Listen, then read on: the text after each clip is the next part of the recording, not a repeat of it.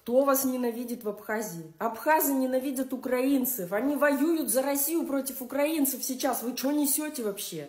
Вот абхазские женщины сейчас обижаются, что по российскому телевидению ничего не рассказывают про абхазских героев на украинском конфликте.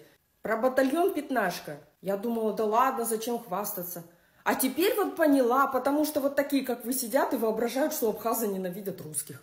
Абхазия находится в сфере влияния России. Тут по просьбе абхазов стоят российские военные базы, которые защищают Абхазию от грузинов. Тут же весь крупняк построен Россией. Вот, например, отель «Волга». В Гудауте построили огромнейший отель «Россия».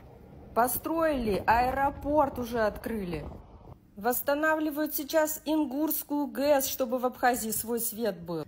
Открывают сеть «Пятерочка», только тут он называется «Вавилон». Про заправки вообще молчу, всюду Роснефть. Вот русские отдыхающие. Тут других вообще не бывает, только из России.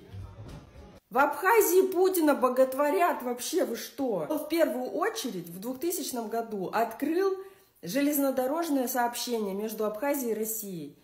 Он спас страну от голода, понимаете? Он снял блокаду экономическую, которую Ельцин поставил.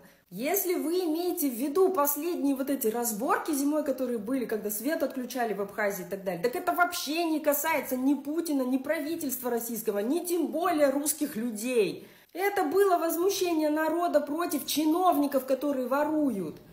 Путин, наоборот, выступил на телеке, у нас это все в абхазском ТикТоке крутили, сказал, что если Абхазия сейчас примет закон об апартаментах, она сама себя закопает, она сделает величайшую ошибку. То есть Путин был на стороне абхазского народа в этом вот конфликте, который внутри Абхазии произошел.